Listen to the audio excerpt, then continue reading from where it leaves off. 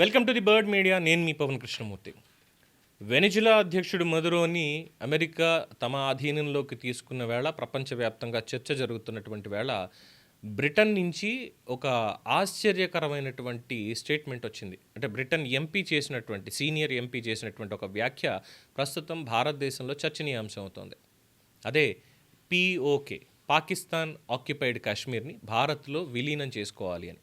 So ఆయన అన్నటువంటి విషయాలు చూస్తే జైపూర్లో కాన్స్టిట్యూషనల్ క్లబ్లో మాట్లాడుతూ ఆయన చేసినటువంటి వ్యాఖ్యలు, జమ్మూ కాశ్మీర్ నుంచి ఆక్రమించిన ప్రాంతాలు ఏవైతే ఉన్నాయో పాకిస్తాన్ అంటే పిఓకే, దీన్ని భారత్లో విలీనం చేయాలి అని స్పష్టం చేస్తూ, గతంలో కూడా పాకిస్తాన్ ఆక్రమణని నేను వ్యతిరేకించాను, అది ఎప్పటికీ వ్యతిరేకిస్తూనే ఉంటాను. ఆర్టికల్ 370ని మోడీ ప్రభుత్వం రద్దు చేయడానికి కూడా సమర్థిస్తూ, ఇప్పుడు కాకుండా అసలు 1992లోనే దీన్ని చేపట్టాల్సింది, కాశ్మీరీ పండితుల వలసల సమయంలోనే ఈ కఠిన నిర్ణయం తీసుకుని ఉంటే చాలా బాగుండేది, పిఓకేలో పాకిస్తాన్ ఉగ్రవాదాన్ని ప్రోత్సహిస్తోంది, ఇది సరైన చర్య కాదు, గత ఏడాది పహల్గామ్లో జరిగిన ఉగ్రదాడిని తీవ్రంగా ఖండించాను, ఆ దాడి తర్వాత భారత్ చేపట్టిన ఆపరేషన్ సింధూర్ని కూడా నేను సమర్థించాను, కొన్నేళ్లుగా జమ్మూ కాశ్మీర్లో పరిస్థితులు మెరుగుపడుతున్నాయి, శాంతి నెలకొల్లినట్టు భావిస్తున్నాను, కానీ పహల్గామ్ దాడితో ఉగ్ర సమస్య మళ్ళీ సమస్య ఈ వెలుగులోకి వచ్చింది, సరిహద్దుల్లో ఉగ్రవాదాన్ని విస్తరిస్తే ఇరు దేశాల మధ్య కాల్పుల విరమణ ఒప్పందం ఉల్లంఘనకు దారితీస్తుంది అని పాకిస్తాన్ని ఆయన హెచ్చరించారు.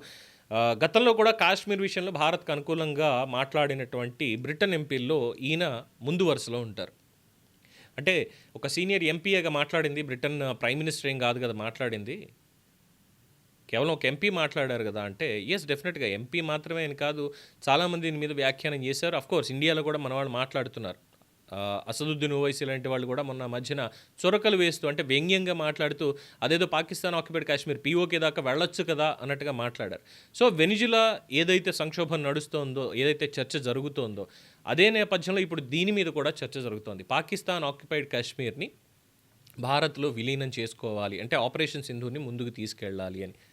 నిన్న మనం చూసాం రాహుల్ గాంధీ లేదంటే మిగతా వాళ్ళు కొంతమంది మాట్లాడుతూ ఆపరేషన్ సింధూర్ అర్ధాంతరంగా ఆగిపోయింది, ఎందుకు ఆగిపోయిందో తెలియదు అంటూ వ్యాఖ్యానించారు. మరి వీళ్ళని ఏమన్నాలో తెలియట్లేదు.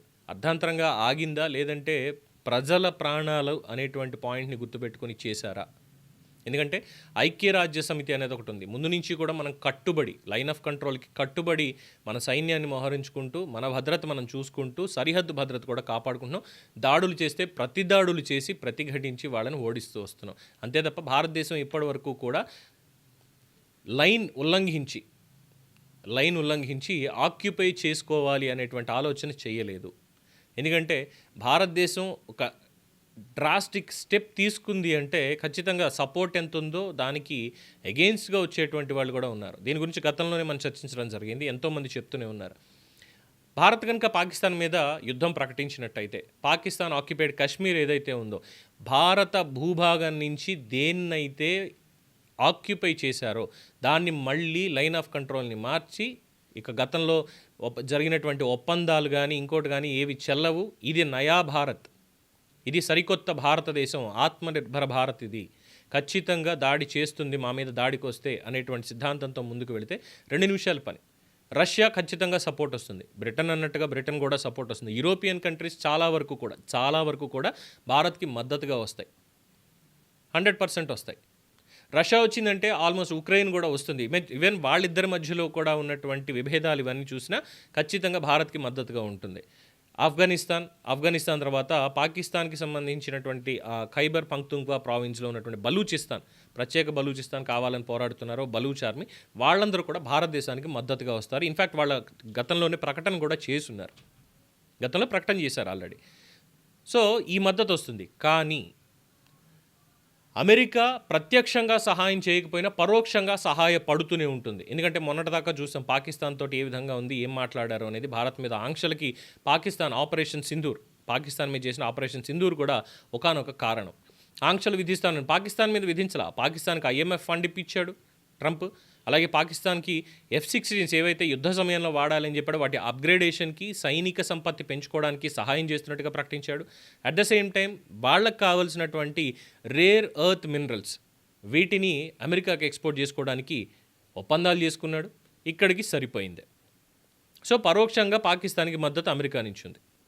అండ్ చైనా ముందు నుంచి పాకిస్తాన్ని మద్దతు ఇస్తూనే ఉంది అనేది అందరికీ తెలిసినటువంటి విషయమే. భారత్ తోటి ఎంత స్ట్రాటజిక్గా వెళ్తున్నామని చెప్పుకుంటున్నప్పటికీ పాకిస్తాన్ తోటే మద్దతుగా ఉండి వాళ్ళకి ఇన్ఫ్యాక్ట్ ఆపరేషన్ సింధూర్లో మనం అటాక్ చేసినప్పుడు వాళ్ళు వాడినటువంటి క్షిపణులు కానీ ఇంకోటి కానీ మనం చూసాం. చాలా జోకులు వేసుకున్నారు మన ఆర్మీ కూడా. ఎందుకురా దీపావళి బాంబులా తుస్సుమంటూ మీరు ఎందుకు వచ్చింది, మీరు సొంతంగా తయారు చేయలేరు, పక్కవాడు ఎలాగో ఇచ్చాడు, చైనా మిమ్మల్ని అంతగా మోసం చేసింది అన్నటువంటివి కూడా విన్నాం. ఏ విధంగా వాళ్ళ ఆయుధాలు సర్వనాశనం అయిపోయాయి. సో ఇప్పుడు కూడా చైనా అవసరమైతే వాళ్ళ దగ్గర ఉన్నటువంటి పటిష్టమైన ఆయుధాలు పాకిస్తాన్కి ఇచ్చేటువంటి అవకాశం కూడా ఉంది, ఎవరు ఆపినా ఆపకపోయినప్పటికీ కూడా. ఇక మన చుట్టుపక్కల ఉన్నటువంటి దేశాలు కింద తీసుకుంటే భూటాన్ కానీ, నేపాల్ కానీ, బంగ్లాదేశ్ కానీ, కింద ఉన్నటువంటి శ్రీలంక కానీ, ఇవి ఎప్పుడో చైనాకి వశం అయిపోయి ఉన్నాయి. అఫ్కోర్స్ అంత ప్రభావం చూపలేవనుకోండి, అంత ప్రభావం చూపేటువంటి అవకాశం లేదు. కానీ ఒకవేళ మనం కనుక యుద్ధం చేసి పాకిస్తాన్ ఆక్యుపైడ్ కాశ్మీర్ని తీసుకోవడం, అట్ ద సేమ్ టైం కావాలనుకుని ఇంకా ముందుకు వెళ్లాల్సి వచ్చినట్టయితే చైనా ఖచ్చితంగా అడ్డుపడుతుంది. సో ఇలాంటి నేపథ్యం ఉన్నప్పుడు, అంటే ఎక్కడో ఏదో జరిగిపోయింది కాబట్టి మనం కూడా ఇలా చేయాలా అంటే, ముందు నుంచి ఉన్నటువంటి డిమాండ్ చెయ్యగలం. రష్యా ఒకటి మనకి బలంగా మద్దతుగా ఉంటే ఖచ్చితంగా చేయొచ్చు. సో మిగతా దేశాల మద్దతు కూడా కూడగట్టుకొని ఇది ఐక్యరాజ్య సమితిలోనే తేల్చుకోవాలి, పాకిస్తాన్ ఆక్యుపైడ్ కాశ్మీర్ని ఖచ్చితంగా భారత్కి అప్పగించాలని అక్కడ పోరాటం చేస్తున్నారు మన వాళ్ళు. సో దానికి మద్దతుగా మాట్లాడాలి. అంతేగాని విదేశీ వేదికల మీదకి మన వాళ్ళు వెళ్ళిపోయి భారతదేశంలో ప్రజాస్వామ్యం లేదు, నియంతృత్వమే ఉంది, పాకిస్తాన్ మీద మాట్లాడితే ఆపరేషన్ సింధూర్ అన్నారు, ఇంకోటి అన్నారు, ఉగ్రవాదులు మా వాళ్ళే అంటూ చిదంబరం చేసినటువంటి వ్యాఖ్యలు, ఈవెన్ రాహుల్ గాంధీ కూడా అదే మాట్లాడుతూ చేసినటువంటి వ్యాఖ్యలు, వీటన్నిటిని కూడా గతంలో చూసాం. సో ఐక్యరాజ్య సమితిలో మాట్లాడుతున్నాం, బాగానే ఉంది. కానీ ఆయుధ సంపత్తితో పాకిస్తాన్ మీదకి వస్తే ఎస్ డెఫినెట్గా బ్రిటన్ అన్నట్టుగానే పాకిస్తాన్ ఆక్యుపైడ్ కాశ్మీర్ భారతదేశంలో విలీనం అయ్యేటువంటి రోజు ఎంతో దూరంలో లేదు. ఏమంటారు? దీని మీద మీ అభిప్రాయాన్ని కామెంట్స్ రూపంలో తెలియజేయండి. చూస్తూనే ఉండండి ది బర్డ్ మీడియా.